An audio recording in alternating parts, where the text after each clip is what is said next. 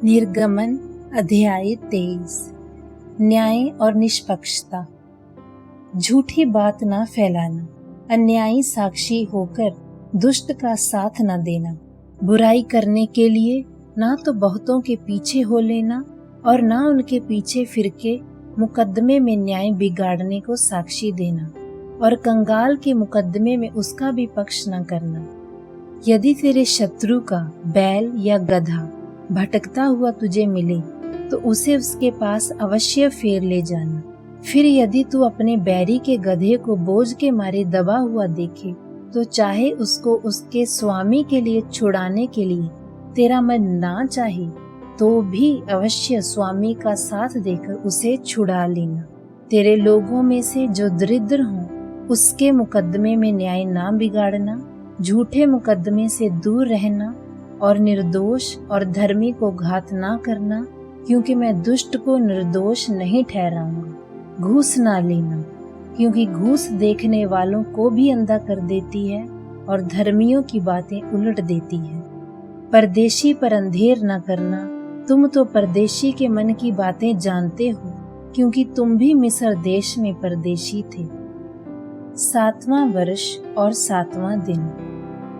6 वर्ष तो अपनी भूमि में बोना और उसकी उपज इकट्ठी करना, परंतु 7वें वर्ष में उसको ऐसे ही रहने देना और वैसा ही छोड़ देना, तो तेरे भाई बंधुओं में के दरिद्र लोग उससे खाने पाएं और जो कुछ उनमें से भी बचे वह बिनौले पशुओं के खाने के काम में आए।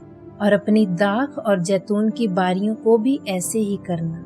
6 दिन तक तो अपना काम काज करना और 7वें दिन विश्राम करना, कि तेरे बैल और गधे सुस्ताएं और तेरी दासियों के पुत्र और परदेशी भी अपना जी ठंडा करें। और जो कुछ मैंने तुमसे कहा है उसमें सावधान रहना और दूसरे देवताओं के नाम की चर्चा न करना, वरन वह तुम्हारे मुंह से सुनाई भी न दे। 3 प्रमुख पर्व। प्रति वर्ष 3 बार मेरे लिए पर्व मानना। अखमीरी रोटी का पर्व मानना, उसमें मेरी आज्ञा के अनुसार अबीब के महीने के नियत समय पर 7 दिन तक अखमीरी रोटी खाया करना, क्योंकि उसी महीने में तुम मिस्र से निकल आई। और मुझको कोई छूछे हाथ अपना मुंह न दिखाए। और जब तेरी बोई हुई खेती की पहली उपज तैयार हो तब कटनी का पर्व मानना। और वर्ष के अंत में जब तू परिश्रम के फल बटोर के ढेर लगाए तब बटोरन का पर्व मानना। प्रति वर्ष 3 बार तेरे सब पुरुष प्रभु यहोवा को अपना मुंह दिखाएं। मेरे बलि पशु का लहू खमीरी रोटी के संग ना चढ़ाना, और ना मेरे पर्व के उत्तम बलिदान में से कुछ बिहान तक रहने देना। अपनी भूमि की पहली उपज का पहला भाग अपने परमेश्वर यहोवा के भवन में ले आना। बकरी का बच्चा उसकी माता के दूध में ना पकाना। प्रतिज्ञाएं और निर्देश। सुन, मैं एक स्वर्गदूत तेरे आगे आगे भेजता हूँ, जो मार्ग में तेरी रक्षा करेगा और जिस स्थान को मैंने तैयार किया है उसमें तुझे पहुँचाएगा। उसके सामने सावधान रहना और उसकी मानना, उसका विरोध न करना, क्योंकि वह तुम्हारा अपराध क्षमा ना करेगा, इसीलिए कि उसमें मेरा नाम रहता है। और यदि तू सचमुच उसकी माने और जो कुछ मैं कहूँ वह करे, तो मैं तेरे शत्रुओं का शत्रु और तेरे द्रोहियों का द्रोही बनूंगा। इस रीति मेरा स्वर्गदूत तेरे आगे आगे चलकर तुझे अमोरी, हित्ती, परिज्जी, कनानी, हिब्बी और यबूसी लोगों के यहाँ पहुँचाएगा, और मैं उनको सत्यानाश कर डालूंगा।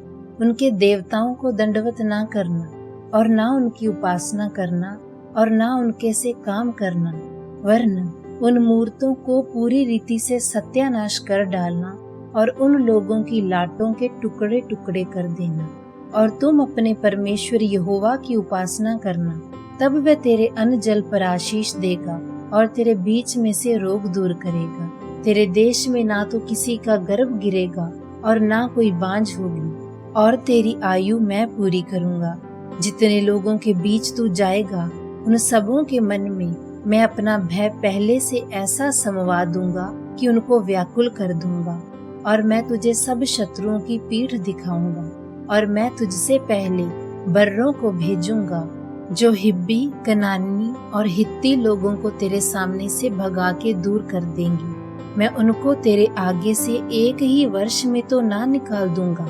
ऐसा ना हो कि देश उजाड़ हो जाए और बनैले पशु बढ़कर तुझे दुख देने लगे। जब तक तू फलवंत होकर देश को अपने अधिकार में ना कर ले, तब तक मैं उन्हें तेरे आगे से थोड़ा थोड़ा करके निकालता रहूंगा। मैं लाल समुद्र से लेकर फिलिस्तियों के समुद्र तक और जंगल से लेकर महानद तक के देश को तेरे वश में कर दूंगा। मैं उस देश के निवासियों को भी तेरे वश में कर दूंगा और तू उन्हें अपने सामने से बरबस निकालेगा। तू ना तो उनसे वाचा बांधना और ना उनके देवताओं से, वह तेरे देश में रहने ना पाए। ऐसा ना हो कि वह तुझसे मेरे विरुद्ध पाप कराएं, क्योंकि यदि तू उनके देवताओं की उपासना करे तो ये तेरे लिए फंदा बनेगा।